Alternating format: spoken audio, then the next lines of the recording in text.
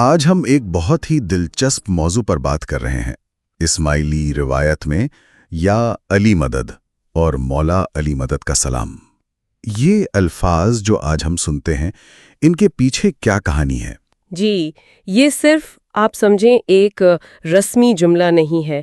اس کے پیچھے تو مشکلات، رازداری اور گہری عقیدت کی ایک لمبی داستان ہے۔ بالکل، جیسے ماضی کی کوئی سرگوشی ہے نا، اتحاد کی علامت بھی، اور شاید ایک کوڈ بھی جو کبھی پیروکاروں کو پہچاننے میں مدد دیتا تھا، خاص طور پر جب وہ کھل کے بات نہیں کر سکتے تھے۔ صحیح کہا۔ تو آج ہم دیکھیں گے کچھ تاریخی روایات اور مخطوطات کی مدد سے کہ یہ سلام آخر بنا کیسے اور اس کی روحانی اہمیت کیا ہے۔ ہاں، اور اگر شروع کریں تو اسلام میں سلام کی عمومی اہمیت سے دیکھیں۔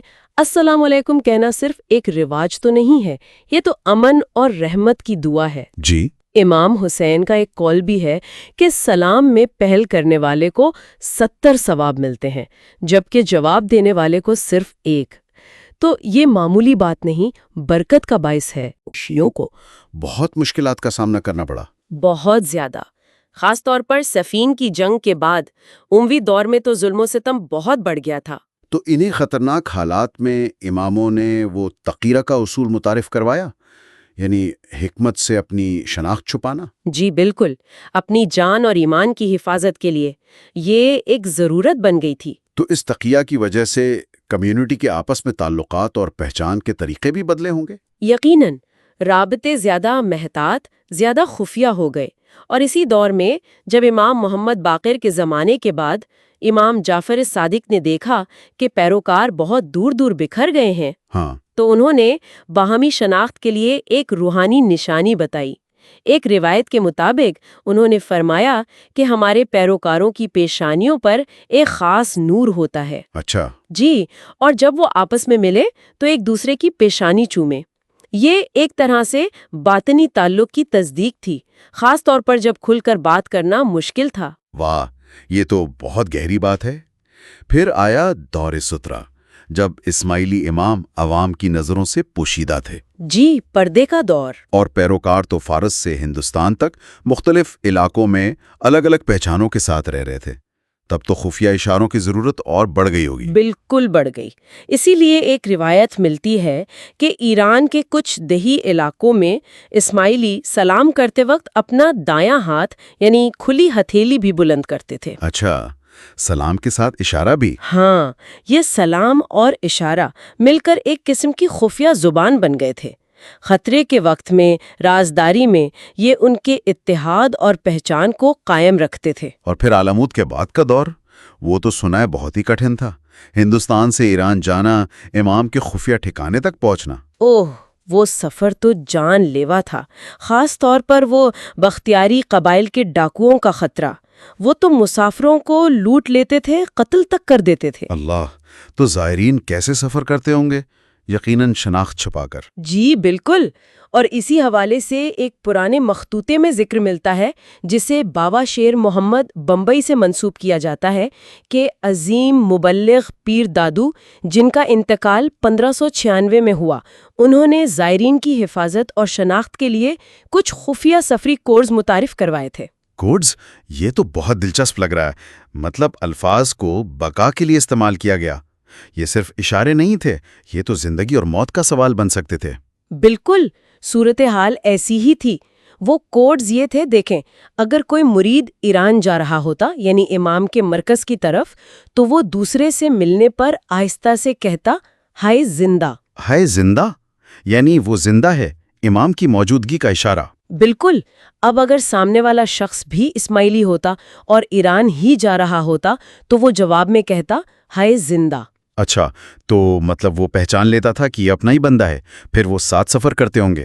جی، محفوظ طریقے سے ایک ساتھ سفر کر سکتے تھے، لیکن اگر سامنے والا زیارت مکمل کر کے واپس آ رہا ہوتا تو وہ جواب دیتا، قائم پایا۔ قائم پایا یعنی ثابت قدم پایا یا منزل پائی؟ ہاں، کچھ ایسا ہی مفہوم۔ اس پر دونوں سمجھ جاتے اور اپنی اپنی راہ لیتے۔ اور اگر سامنے والا کچھ بھی نہ کہے تو پہلا شخص سمجھ جاتا کہ یہ اجنبی ہے، اسماعیلی نہیں، اور خاموشی سے آگے بڑھ جاتا، کوئی خطرہ مول نہیں لیتا تھا۔ کتنا منظم اور گہرا نظام تھا۔ تو ہے زندہ گویا ایک متلاشی کا اعلان تھا، دوسرا ہے زندہ ساتھی کی تصدیق، اور قائم پایا اس کی گواہی جو منزل پا کر لوٹ رہا ہے۔ بالکل، یہ صرف سفری کوڈ نہیں تھے، یہ امام وقت سے غیر متزلزل محبت، وفاداری اور ایک دوسرے کی پہچان کا اظہار تھے۔ یہ خفیہ تھے۔ اچھا، خفیہ؟ جی، کیونکہ حالات ہمیشہ سازگار نہیں ہوتے تھے۔ پھر یا علی مدد کا رواج شروع ہوا۔ یہ پہلے عربی اور فارسی بولنے والے مریدوں میں مقبول ہوا، اور پھر ہندوستانی زائرین نے بھی اپنا لیا اسے؟ ہاں، آہستہ آہستہ انہوں نے بھی اپنا لیا، بلکہ کچھ ہندوستان میں اس کی ایک بہت پرانی شکل مدد علی بھی ملتی ہے۔ مدد علی؟ جی، شاید یہ مدد علی ہی کا مقامی تلفظ ہو، مطلب مدد مانگنے کا ہی انداز۔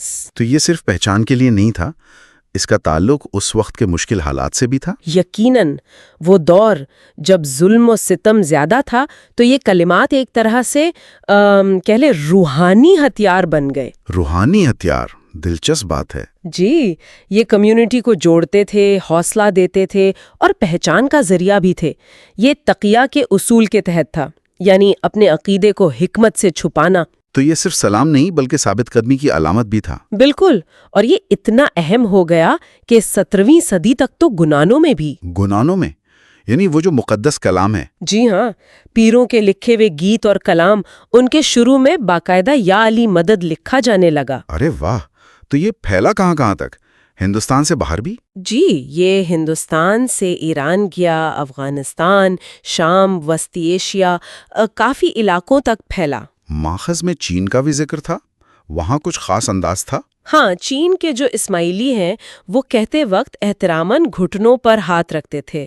یا علی مدد کہتے ہوئے جھکنا، یہ عاجزی اور مدد کی طلب کا ایک خاص اظہار تھا۔ بہت خوب، اب ذرا اس کے معنی پر آتے ہیں۔ یا علی مدد یعنی اے علی مدد فرما، کیا یہ براہ راست حضرت علی سے مدد مانگنا ہے یا کچھ اور؟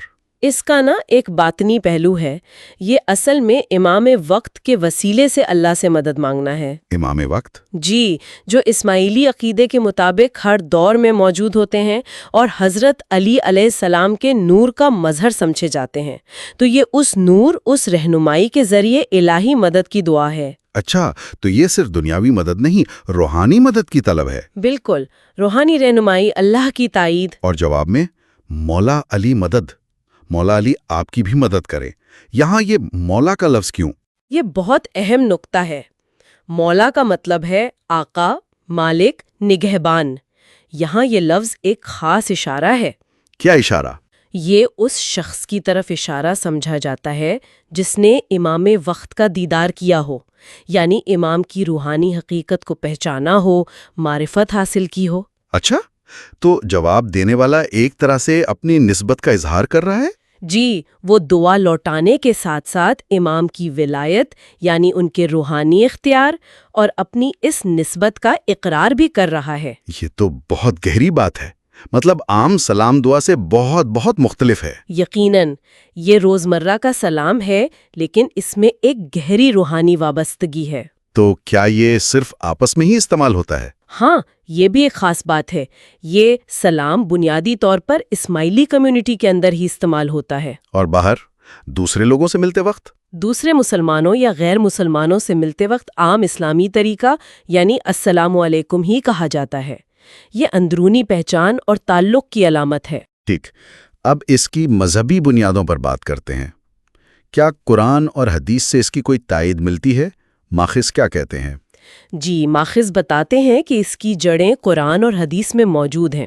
جیسے قرآن میں ہے کہ صبر اور نماز کے ذریعے مدد طلب کرو، سورۃ البقرہ آیت 45۔ جی، یعنی اللہ سے مدد مانگنے کا یہ بنیادی اصول ہے۔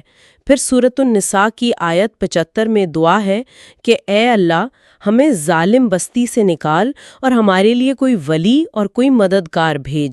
ولی اور نصیر؟ ہاں، ولی یعنی محافظ اور نصیر یعنی مددگار۔ اسماعیلی تفہیم میں اسے امام وقت پر منطبق کیا جاتا ہے۔ اور اللہ کے ناموں سے پکارنے کا حکم بھی تو ہے، سورۃ الاعراف آیت 180۔ بالکل، اللہ کے اچھے نام ہیں، بس اسے ان ناموں سے پکارو۔ اور امام علی سے منسوب ایک قول ہے کہ میں اللہ کے ان اسماء الحسنہ میں سے ایک ہوں۔ اچھا، اسی طرح حدیث معراج کا بھی حوالہ دیا جاتا ہے کہ اللہ نے معراج پر نبی اکرم صلی اللہ علیہ وآلہ وسلم کی مدد حضرت علی علیہ السلام کے ذریعے فرمائی۔ اور حضرت ابو ذر غفاری رضی اللہ تعالیٰ عنہ کی ایک روایت بھی ہے کہ اللہ نے دین کو علی علیہ کے ذریعے مضبوط کیا، جس کا تعلق سورہ ہود کی آیت 17 سے جوڑا جاتا ہے۔ تو ان سب کا نچوڑ یہ نکلا کہ الہی مدد امام کے وسیلے سے ملتی ہے۔ جی، شیعہ اور خاص طور پر اسماعیلی عقیدہ یہی ہے کہ اللہ کی مدد اور رہنمائی ہر دور میں اس کے مقرر کردہ امام کے ذریعے ہی بندوں تک پہنچتی ہے۔ وہ زندہ نور، رہنما اور مددگار ہیں۔ تو اگر ہم سمیٹیں بات کو، یا علی مدد اور مولا علی مدد صرف الفاظ نہیں ہیں۔ بالکل نہیں، یہ تاریخ ہے، عقیدہ ہے، پہچان ہے، بقا کی جدوجہد ہے اور ایک گہرا روحانی تعلق ہے۔ یہ قرآنی اصولوں اور تاریخی ضرورتوں جیسے تقیہ کے ملاپ سے بنے، اور مولا کا لفظ اسے امام کی معرفت یا دیدار سے جوڑتا ہے۔ صحیح، یہ تعریف یعنی پہچان، ولایا یعنی محبت، ولایت یعنی روحانی اختیار، اور معرفت یعنی باطنی علم، ان سب کا ایک طرح سے اظہار ہے۔ یہ واقعی ایک مکمل پیکج لگتا ہے، اور یہ فرق بھی اہم ہے کہ یہ اندرونی استعمال کے لیے ہے، جبکہ السلام علیکم عالمگیر ہے۔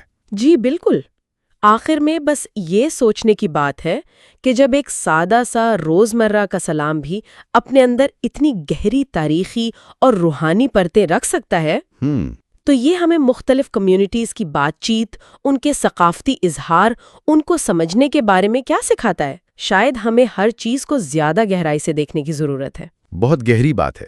واقعی روزمرہ کی چیزوں میں بھی کتنے معنی پوشیدہ ہو سکتے ہیں۔ اس دلچسپ گفتگو کے لیے بہت شکریہ۔ شکریہ۔